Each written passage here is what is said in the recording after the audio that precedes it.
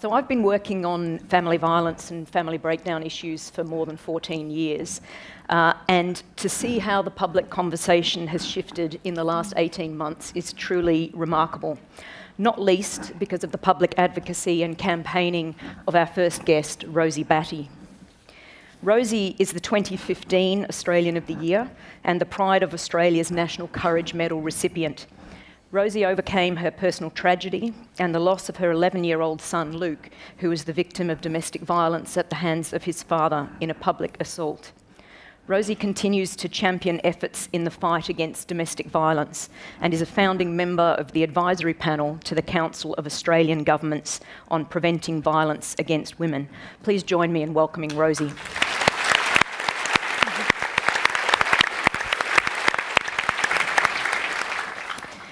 To introduce our other guests, Hugh de Kretser is the Executive Director of the Human Rights Law Centre.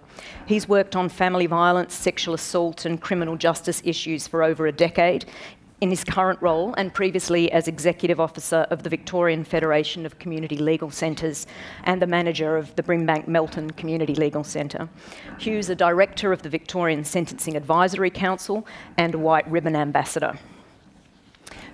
Kirstie Parker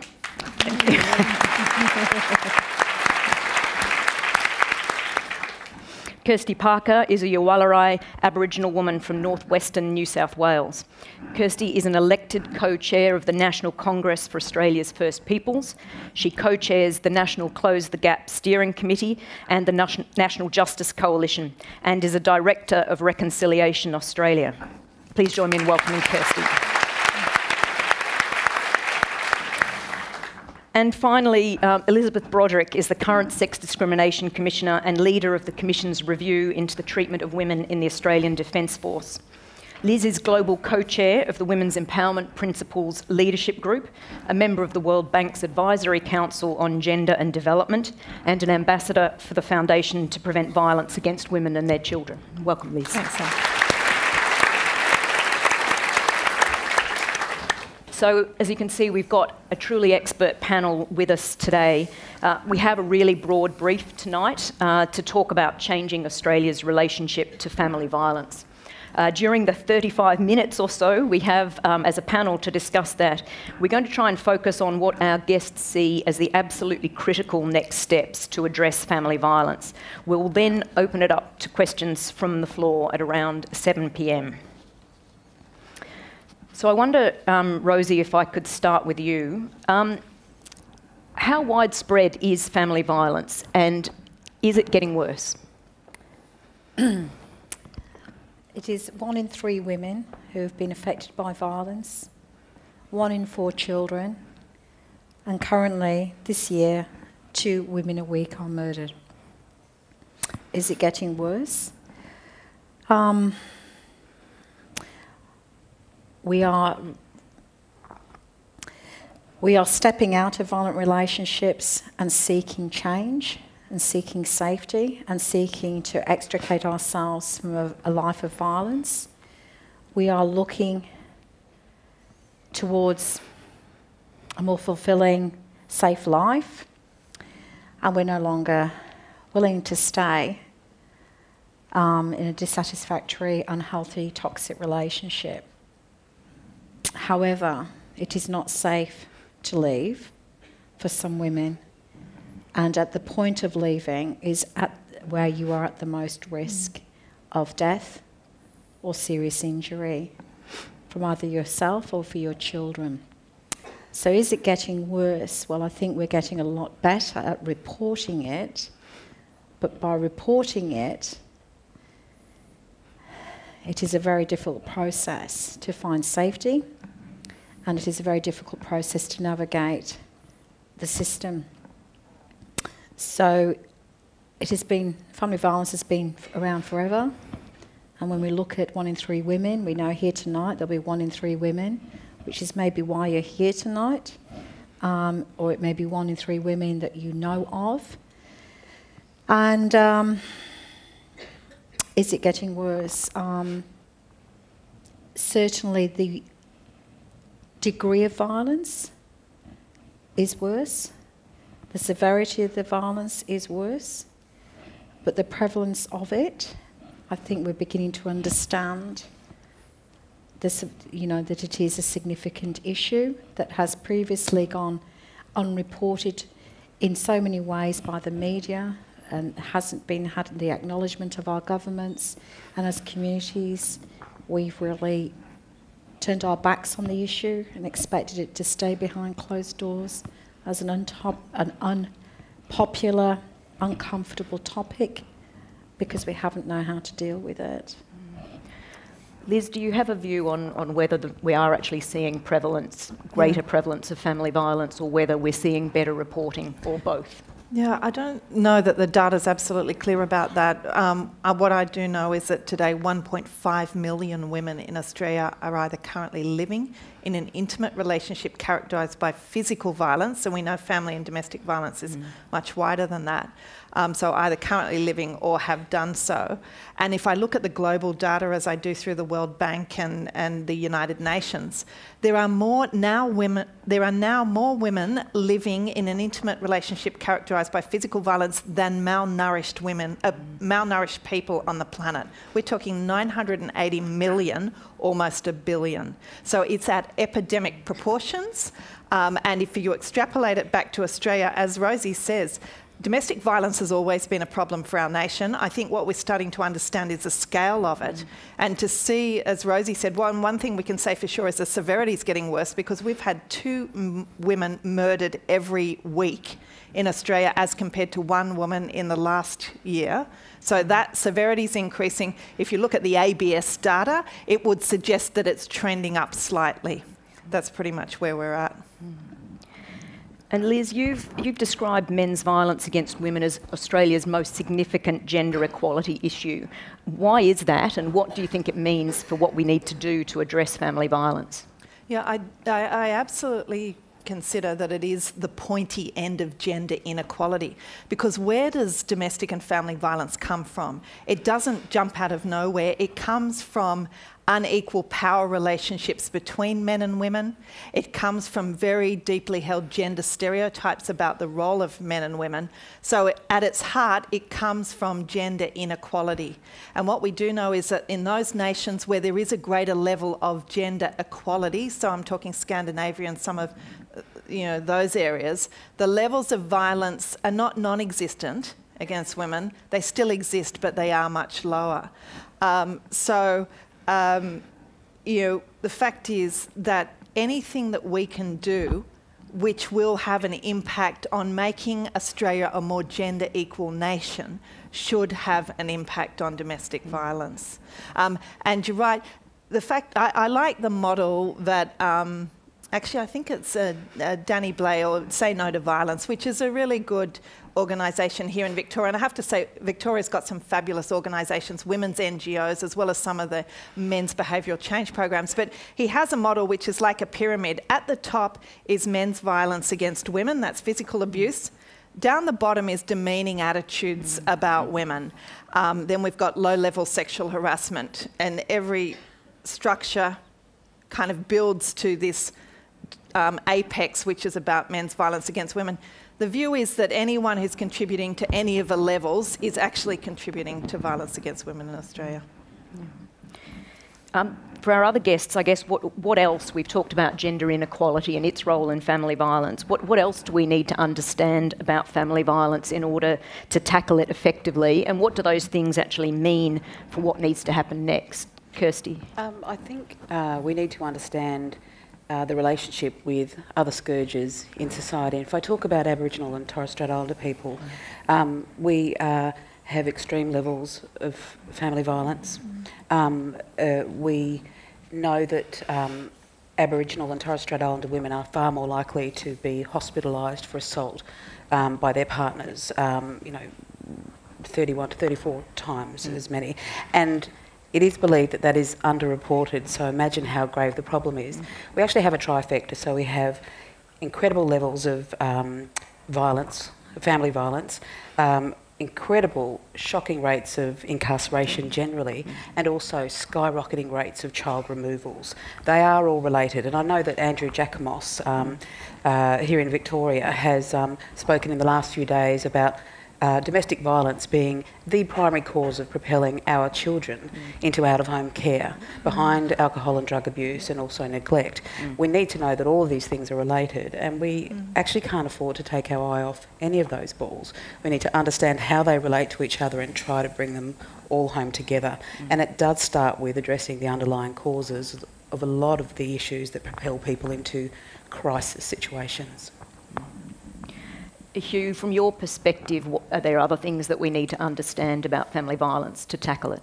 Yeah, I think what we've seen, and Rosie and others have talked about it, is a seismic shift in the public awareness and attitude to family violence, but we've also seen a huge shift in justice system responses. So going back to the great advocacy by victim survivors, by domestic violence agencies, by community legal centres back in the 80s and 90s, leading to a Law Reform Commission report in Victoria, leading to the Victoria Police's changed code of practice that drastically changed the way Victoria Police responded to family violence, taking it seriously, requiring police officers to respond to it properly, to treat it as other crime.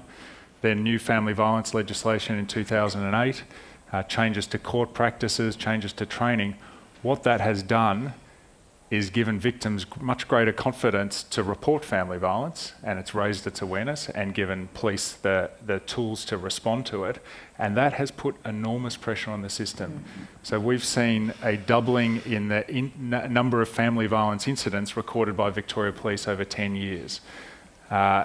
You know through your work at Women's Legal Service that our courts are under the strain, that police officers are under the strain from dealing properly with all these issues that are coming to them, dealing sensitively, providing the proper victim-centred responses. And one of the things that has flowed from our success in changing attitudes is the pressure on the services we need to be able to respond effectively. Liz, there's another group in the community that faces really high levels of family violence, higher than other women, and that's women with disabilities. Yeah. You've spoken about their experience of family violence. Can you tell us a bit about that and what you think the key priorities for action are in that context? You're right, women with disability, particularly women with intellectual disability, sexual assault, is, you know, the prevalence data around sexual assault in women with intellectual disability, cognitive disability is huge. And I think when we look at domestic and family violence, there's a number of overlays with women with disability, particularly where the perpetrator of that violence is the carer, someone that person's 100% dependent on. When part of the violence is new forms of violence such as withholding medication and things like that, they're not the type of violence that we'd necessarily see with women who don't have disability. And I think also the problems of bringing it through the criminal justice system, particularly for women with cognitive disability.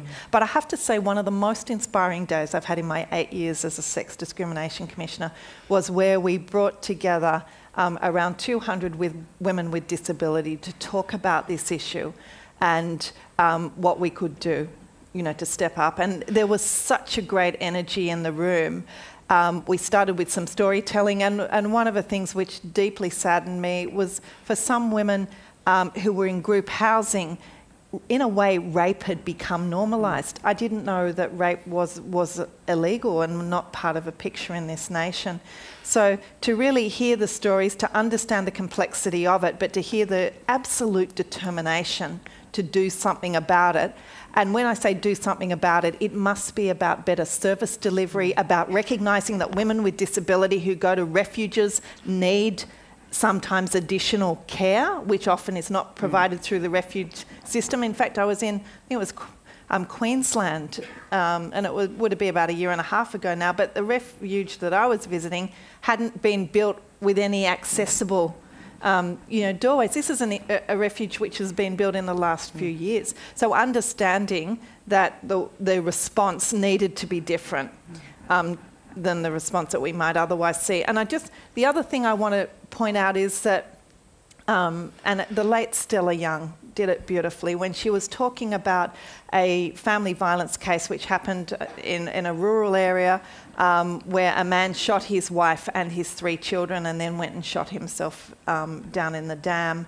And the reporting was all there were 5 victims. No, there were 4 victims and 1 murderer. And Estella Young then went on to say, and because his wife had a disability, she'd been in a car accident and had experienced disability as a result of that, we kind of felt a little bit less horrified. It was in a sense, you know, well, he had to care for her and how problematic would be that for him and whatever. And I think she really spoke to some of the stigma and blame that attaches to the victim of family violence when she talked about that, and particularly for women with disability. And Rosie, that tendency to focus on the victim is something that you've spoken of in a broader context. Could you say a little bit about that? Yes, I think that we very quickly discuss victims. Why doesn't she leave? Well, if it was me, I would do this, and if it was me, I would do that, and I would never put up with this, and I'd never put up with that. So we spend a lot of time judging and critiquing victims, and we need to catch ourselves, because what we really should be doing is discussing the perpetrator and discussing why would the perpetrator exert violence. Why would he behave in such a way? We should be discussing his behaviour and his violence rather than what could or should be done from the victim's perspective. So when we consider, as when Luke was murdered, there would be many people, and indeed there were, saying, well, why didn't she stop it? Why did she let him have access to Luke? Why did she do this? Why did she do that? How dare they say those things? How dare they assume that anyone could love your child more than you do as its mother?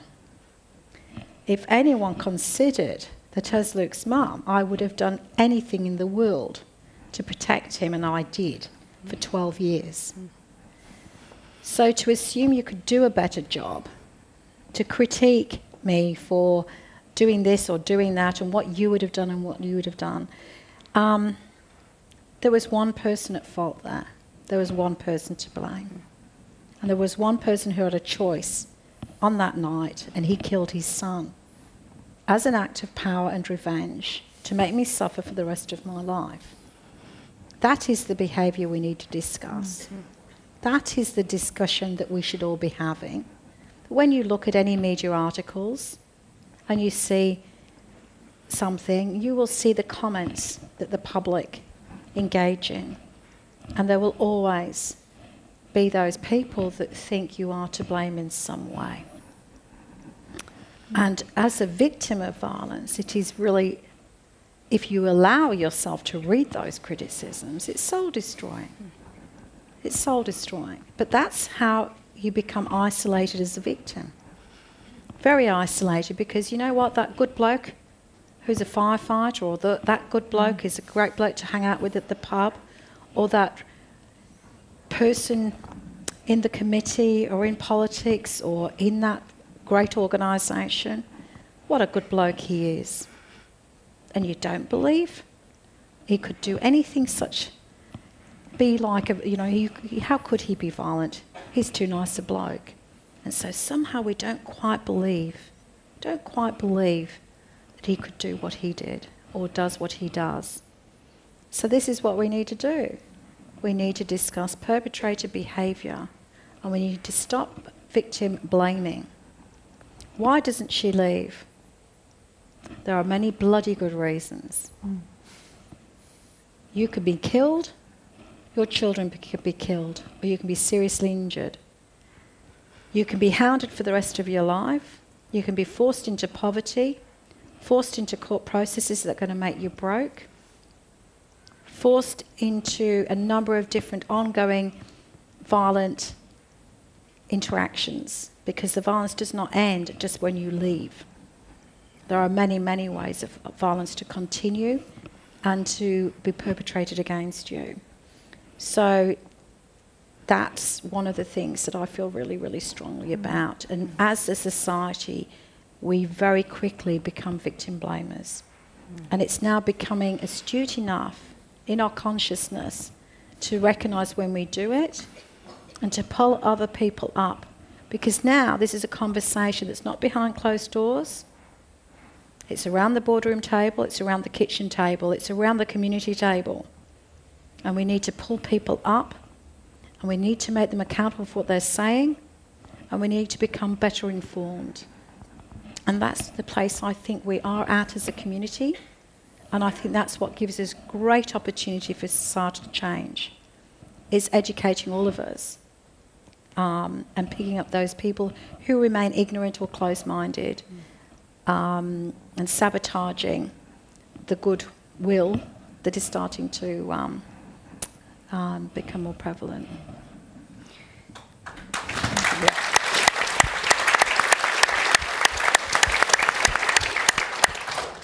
Rosie, in terms of turning that attention onto perpetrators, incredibly early on in your journey, you were asked about whether we needed more prisons, and you said, look, we need intervention and education. We don't need more prisons.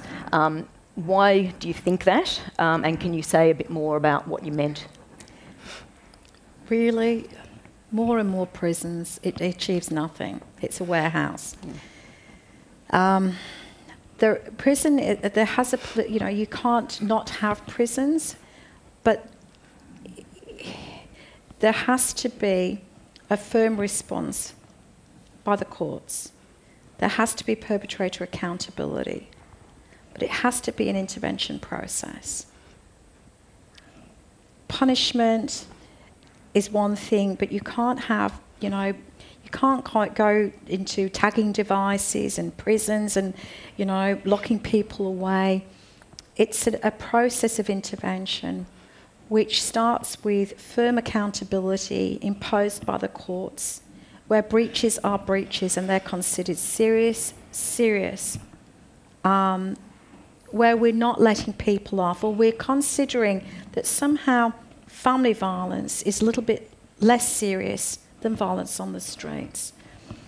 Violence is violence, full stop, unacceptable. So when you're looking at perpetrator accountability, which is what I believe is very, very important, not just for the safety of the victim, but for the well-being of the perpetrator. Because whatever's going wrong, whatever's escalating needs to be addressed firmly from the very beginning. And there has to be men's behavioural change programs linked back to the court so that the opportunity for change is encouraged, it is supported, and it is enforced.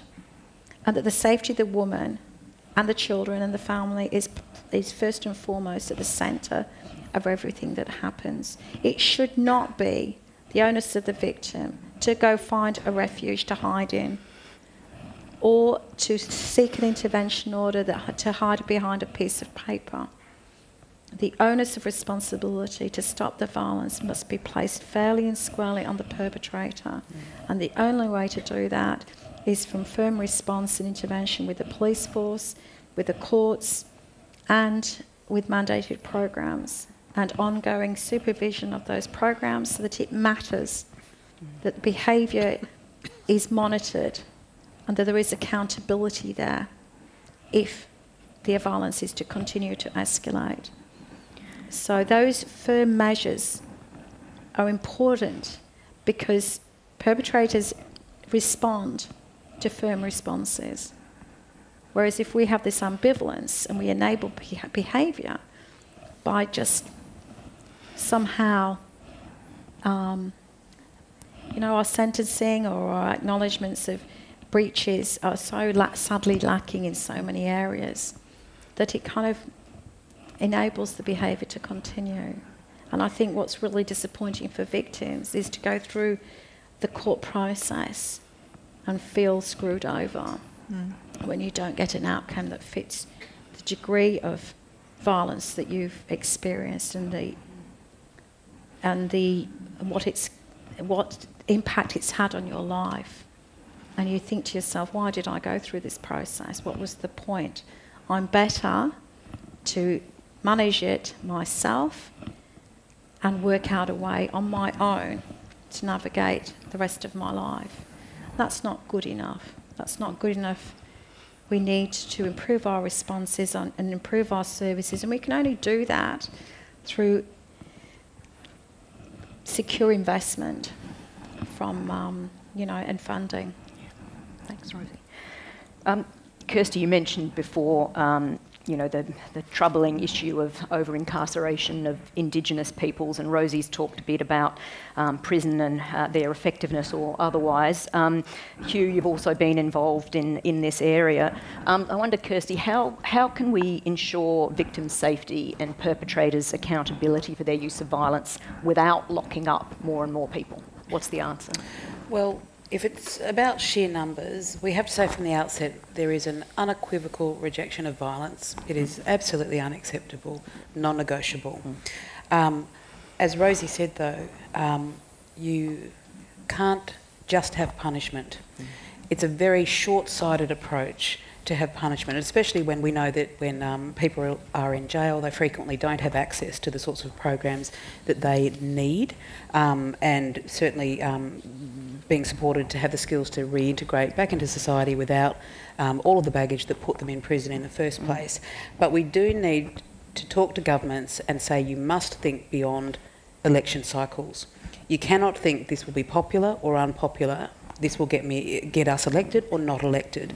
We need all governments to embrace this together, and we need them to commit to a very long-term response to this. But we need to plug every hole. We cannot just say, let's fix that part of the problem and expect that someone else will fix the boil that erupts at the other end.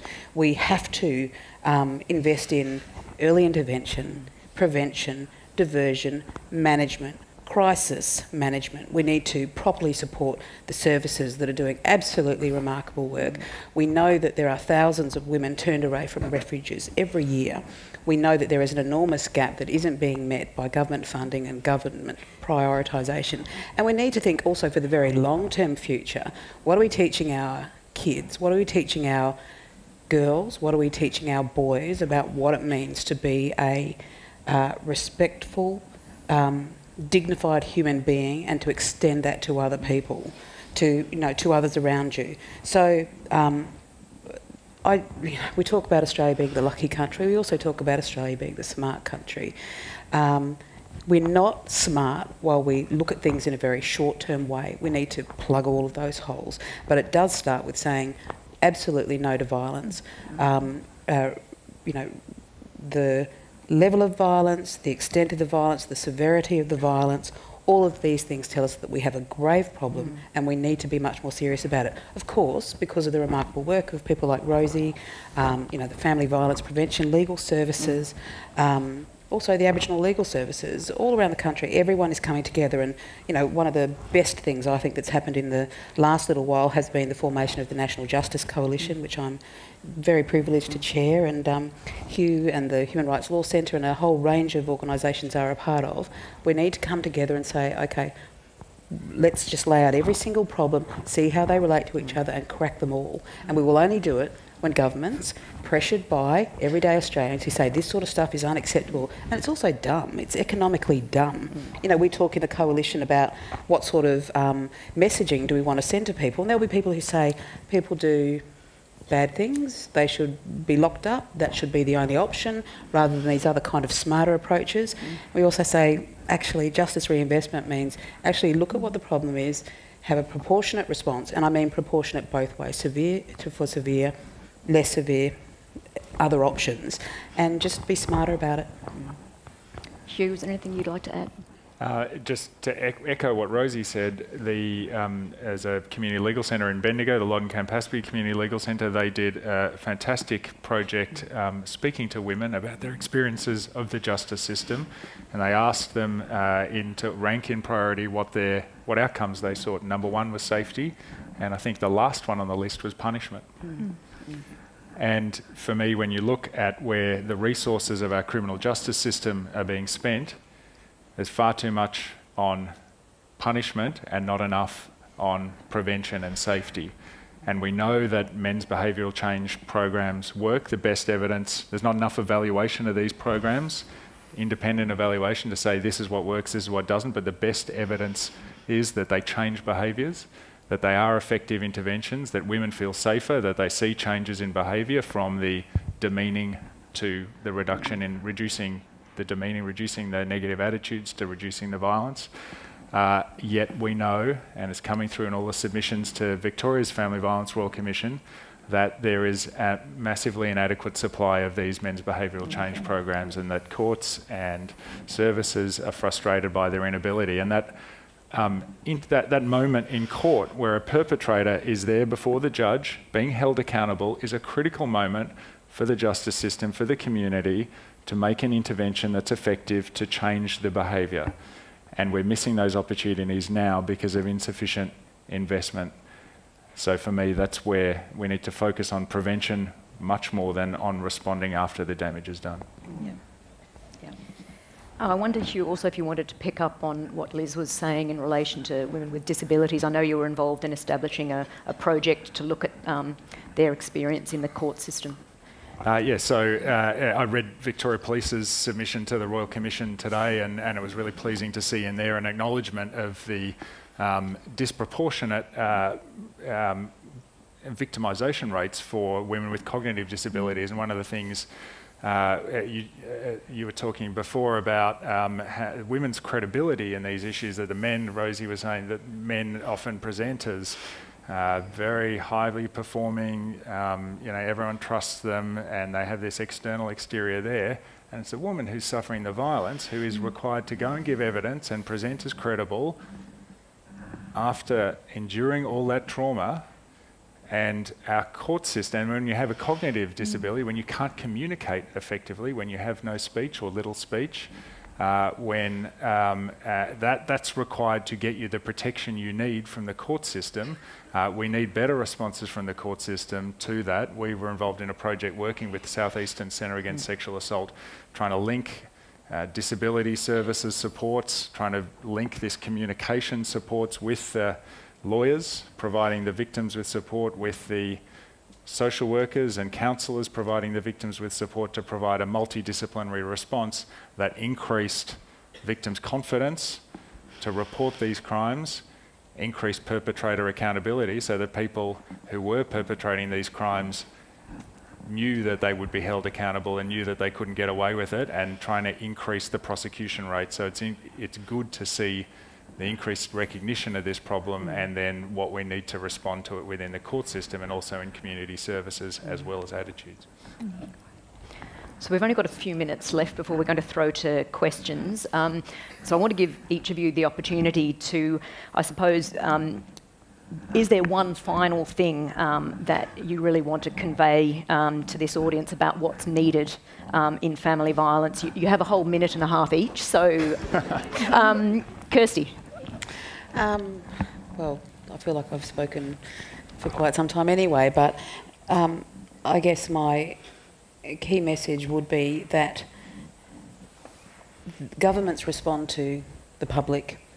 If we as members of the public, a lot of us voters, send a powerful message to governments, irrespective of their political persuasion, that this is a problem, and we expect them to resource the solutions, I think we will see a much better result. I also know that we must resource every aspect of the system in a smarter way. I've talked about family violence prevention legal services, crisis services, legal services, and the related services. I talked about the high rates of child removal. All of these services need to be provided with adequate support. And I just want to finish, I might not get an opportunity to say it later, but I'm reminded by the Women's International League of Peace and Freedom, the founder of that, said, and this harks back to our general observation that family violence and domestic violence is a war. We are in the middle of this process now. Peace is not just the absence of war, it's the nurturing of the human spirit, which means that we need to support particularly the survivors, the victims, the people that are vulnerable, to make them understand that we know they're valued, so that they themselves value themselves as well. So Last word, Liz. So the point I'd like to make is that business has been late to this party. Domestic and family violence is very much a workplace issue. There's only started to be a recognition of that in the last couple of years. I mean, 8 years ago, when I travelled around Australia on a listening tour, I could have a great conversation about sexual harassment. The minute I went into domestic violence, it was, whoa, stop right there. That's a private matter between him and her. And I think that's what's really shifted in the last 2 years. All the requests that Rosie get, that I get, that others get, is to talk often about why it's a workplace issue. And from where I sit, what affects employees affects employers. That means it's a workplace issue. Also, it has a huge cost to workplaces in Australia. That's the second reason. And the third reason is that it will take all of us to remove this blight from Australian society. So we need business also stepping up. But I was interested to read just recently some research into perpetrator. So it was perpetrators who were employed, because most organisations will say we've got our policies to support women and this is what we're doing, and paid domestic violence leave, and that's fantastic. We've really moved ahead. But what about the perpetrators that are in your organisation? And what we know from a very limited study, I'm hoping we might do something similar here in Australia though, but in the US study, 49% of perpetrators actually used company time and equipment and whatever to perpetrate what's essentially a crime by harassing their partners in their work.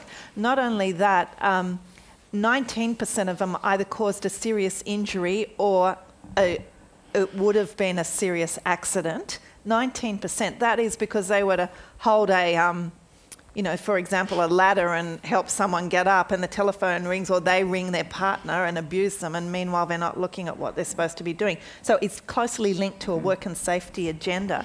And I think the great opportunity is, if you look at this research, 83% of supervisors knew that one of their employees was actually perpetrating domestic violence.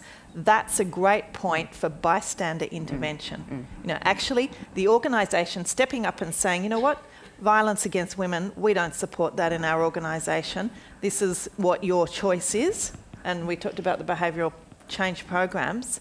Or to be honest, we don't want people who perpetrate violence working in our organisation. You're a risk factor. So let's get on board with, I think, domestic violence as a workplace issue. Yeah.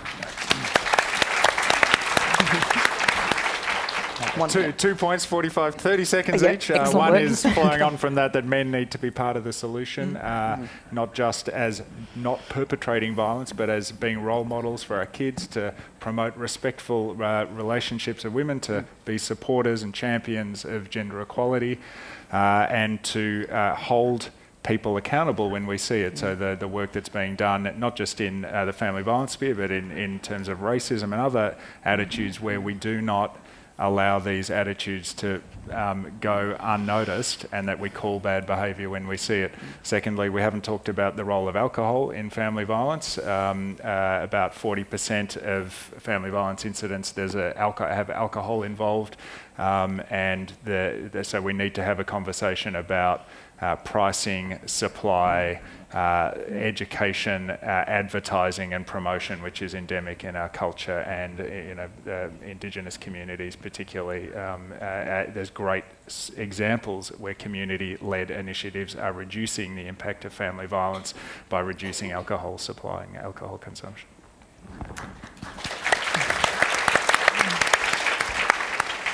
Rosie. Well, I think we need to really acknowledge that this is a gender issue, and to actually, what I normally find is that there will always be both men and women who rightly say, but it's not just men that are violent, there's also women.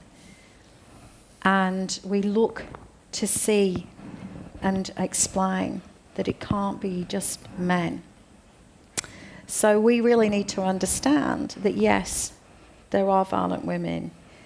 Yes, drug and alcohol affects and contributes to a situation. But as a society, we need to now start to really understand this is indeed a gender issue. The root cause of violence is gender inequality, good men who are comfortable in their masculinity, in their position in the world, do not feel threatened by that statement. When you say this is a gender issue, we're not saying all men are bad, but as a society we need to name it and say this is a gender issue. And I think it's a really uncomfortable position sometimes for people to sit with. And I think sometimes it really changes the debate when we're talking about it, but I do think when we actually start to all understand and acknowledge it in that space, there's huge change possible. Hi. I was wondering what you thought about the Victorian Police suggestion to put persons who had perpetrated violence on a register, similar to the sexual, sexual assault people. I can't think of the word. To put them on a register for people who might be in a relationship with them or looking at... Personally, I think it's a lot of resource to maintain and update a register for very little effect. I'm surprised that they've actually proposed that themselves, to be honest, because they're also very aware of how much work goes in to that register. I don't see a lot of benefit from it, and I know a lot of other colleagues that I've spoken to feel the same way. That's my personal view. Hugh, is there? The sex offenders register that we've got in Victoria, it's essentially politically untouchable because no one wants to wind back the sex offender register, but if you speak to police quietly, they say there are masses of resources being wasted on this register which are not being focused on the highest need prevention. So it's too broad, the register we've got. So I'm okay to have a look at it. Some of the things I saw in the media concern me about the thresholds for who gets on and who can access and the safeguards around it. So if you look at a human rights analysis, what's the aim? The aim is a good one, to share information that makes people safer. What are the risks? The risks are impacts on people's privacy. Is it justified to outweigh those privacy risks? Potentially, if there's evidence that shows it's going to be effective and that we can have proper safeguards around it, but I haven't seen that evidence yet. And over here. Hi, my question is to anybody in the panel. I'm currently doing research into forced marriage in Australia, and I'm just wondering why forced marriage isn't discussed in domestic violence discourse. I'll just have it's a very interesting question actually. Forced marriage in a sense is looked at separately under the Crimes Act, and there has been a much heightened awareness of forced marriage, and in fact we've seen, I think, at least one conviction, am I right in saying that, recently, but it's a discourse which has only really happened in the last 5 years, as we've looked in much more detail at human trafficking as well, forced marriage, early marriage, and yeah, it really hasn't been up until now part of the picture around domestic violence. Should it be? Well, it's definitely a form of violence which happens in intimate, in an intimate setting of the family. But it is seen to have particular characteristics, I think. I don't know if others have a view on that. I think I personally talk about the areas that I have more expertise in, and clearly this is an area way outside of my experience, and I wouldn't understand the prevalence that I probably should. And I'm sure, a lot of the advocates for the CALD communities and other organisations would be able to talk more intelligently about this, but I think it would be a really important consideration to think about, certainly to try to expand and understand. But I feel really quite poorly equipped to be able to talk about that. Thank you. Hi, we've talked a lot about adult behaviour. I'm just wondering if there's been any discussion or any moves to get education happening at possibly maybe a Year 9 level when A lot of schools run those particular programs for the teenagers who might be going off track. It just strikes me as that would be a really good level to start planting the seeds in both female and male minds about what is an acceptable way to behave, which may then even help them identify that what's going on at home is not normal, is not acceptable, to start the process moving forward at a much earlier stage than trying to fix things once it's gone haywire. There's many organisations really wanting to introduce respectful relationship programs from kinder upwards. There's a lot of organisations working to influence government to have it included on the school curriculums. It is absolutely understood that to have the schools participating in this way would be a huge step forward in that prevention early model, and a really integral part.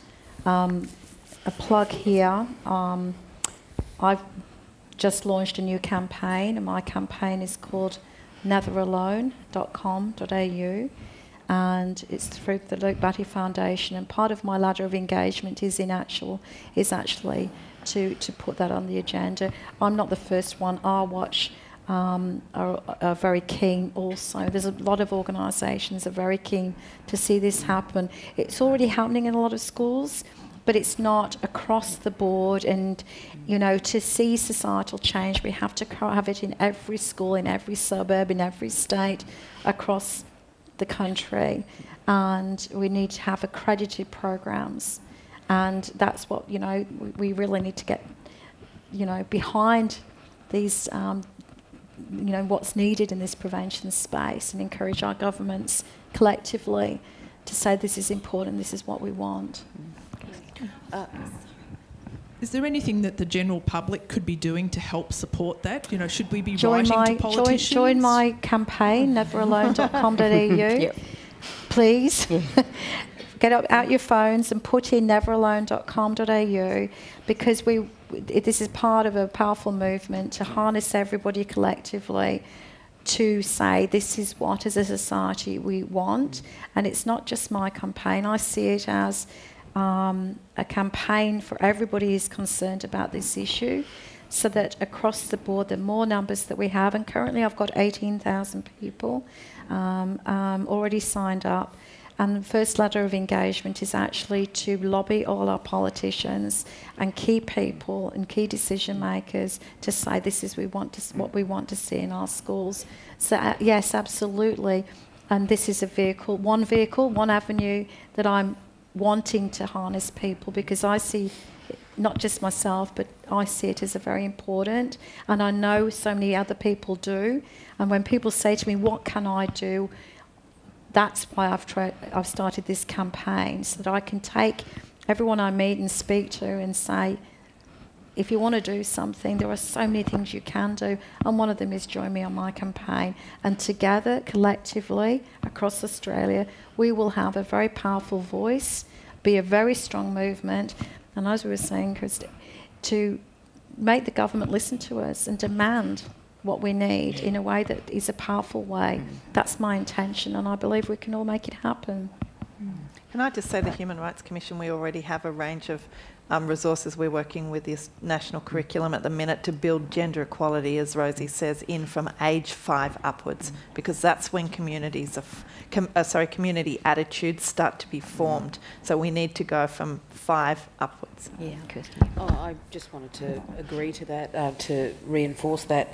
I think it was Our Watch that recently released some research amongst young people aged between 12 and 24, and they found that 1 in 6 believes that a woman should know her place.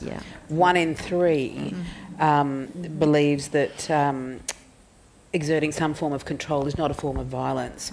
And these are very surprising attitudes. We tell ourselves that young people are progressive, that they're evolved, that they're reformed, but actually they found that those sorts of attitudes were more entrenched in this younger swathe than perhaps in older generations. That says to us we've got a problem. Definitely. Probably have time just for 2 more questions. I'll take one over here. Thanks very much. Look, I'd like to congratulate the diversity of the forum here. It heartens me a bit. I've just got a couple of comments and then a question, thanks. Look, from my point of view, I've got a couple of daughters and I've raised them to be equals amongst men, not subservient to them. But unfortunately, in the last 12 months, my youngest daughter has been a victim of domestic violence, and there's a lot of trauma and a lot of hurt, and I feel a lot of shame and guilt in that, by raising her to believe that she had the same entitlement as men in this community. But obviously it doesn't seem to be. I think one of the panel members mentioned before it's a war. It certainly is. It's very frustrating from my point of view. We've searched high and low. I've had to relocate her from one state, one side of the country to the other, with her 2 young children. The fact is he knows where she is now, and the game's on again. The point is, probably to yourself, Hugh, I'm experiencing difficulty in she can't get any legal aid support. If she wants to go to a commercial, private lawyer, she's got to stump up $10,000 straight away.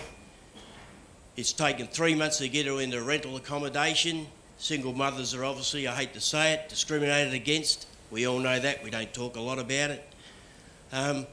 So where do we go? I'm lost now to try and help her. She's on the phone yesterday crying because she's getting phone calls, abuse. And I guess there's a lot of people in the same situation, Now, Hugh will take that as a question. So, we see it day in, day out in community legal centres.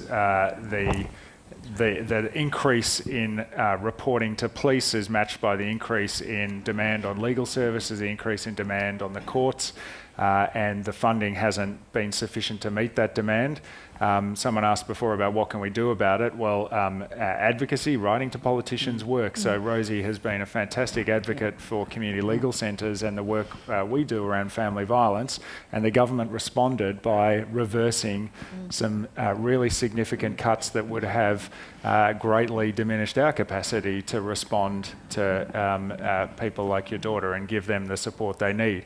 And the tragedy is that women are going to court and getting sometimes 5, 10, 15 minutes with a lawyer before having to go into court and give evidence and speak to the judge about getting an intervention order.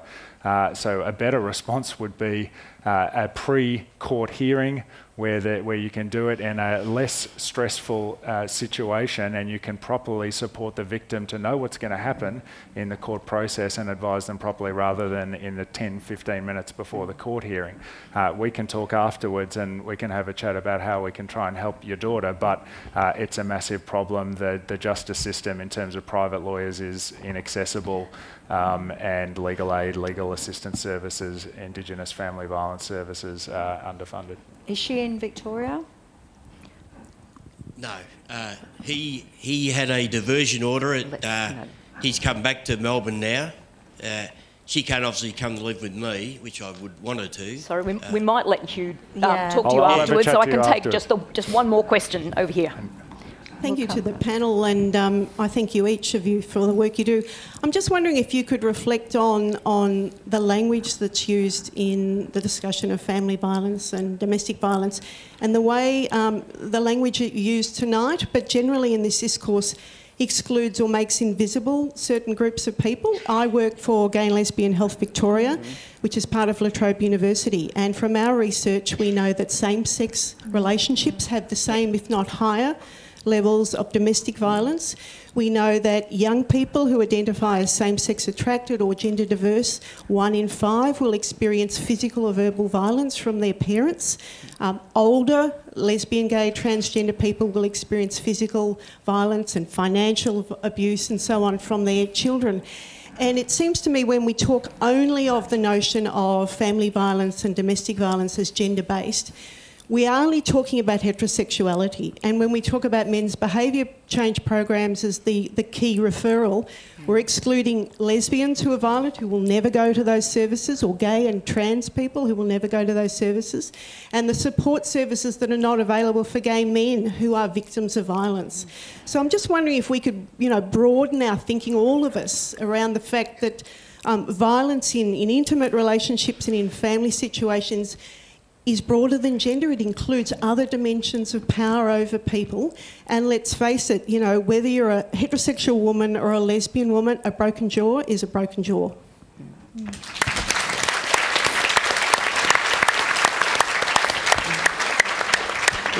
you want to respond to that? Look, I take your point. You're absolutely spot on in terms of, you know, the fact that intimate partner violence happens in all forms of relationships. You know, that's absolutely clear. And in a sense, it's often more deeply hidden in same-sex or transgender relationships because the relationship itself, in a sense, is not legitimised because we don't have marriage equality, as being one aspect of it. So it makes it even more difficult for people in those intimate relationships to seek help, to step out, because they don't quite fit into the box that we have around domestic and family violence. So I think the point you make is really important, and that is that we can't have a one-size-fits-all response to this, that we have to look at the particular needs of the individual who's stepping forward. And of course, violence is never acceptable in whatever family environment or intimate environment that it happens. But I would love to see us to a greater extent, dragging the issues of intimate partner violence and family violence out of the shadows in gay, lesbian, transgender, intersex, queer relationships. And the other forms of family violence, which do include obviously elder abuse and everything, are sadly lacking in support. There isn't even anywhere near the support we need. From my perspective, in my story, we're nowhere near that. So it's tragic what's happening in other elements of family violence. Very, very isolating and very, very difficult. One would hope that and the reason I talk out so much is the area of violence I know and understand. If we can get that response, it will also have huge benefit, I would hope, too. But it is, and it's the same for men who experience violence in that sense too. They also want to feel validated and understood and heard. We all do. So it is really important to try and to acknowledge people in their journeys because, as I say, it's really sadly lacking for all of us who are experiencing violence of some form. And we've got a long way to go. But if we can be mindful and empathetic and compassionate and understand, then we've got a long way to go. We can, with different cultures, with different, it's learning to accept and understand all of the problems that we all face. Thank you, Rosie. So we have run out of time, I'm afraid. So look, on behalf of the Wheeler Centre, the Human Rights Law Centre and Women's Legal Service Victoria, I'd like to thank you all for joining us for this conversation. And now, if I could please ask you to join us in thanking our speakers for one last time. Rosie.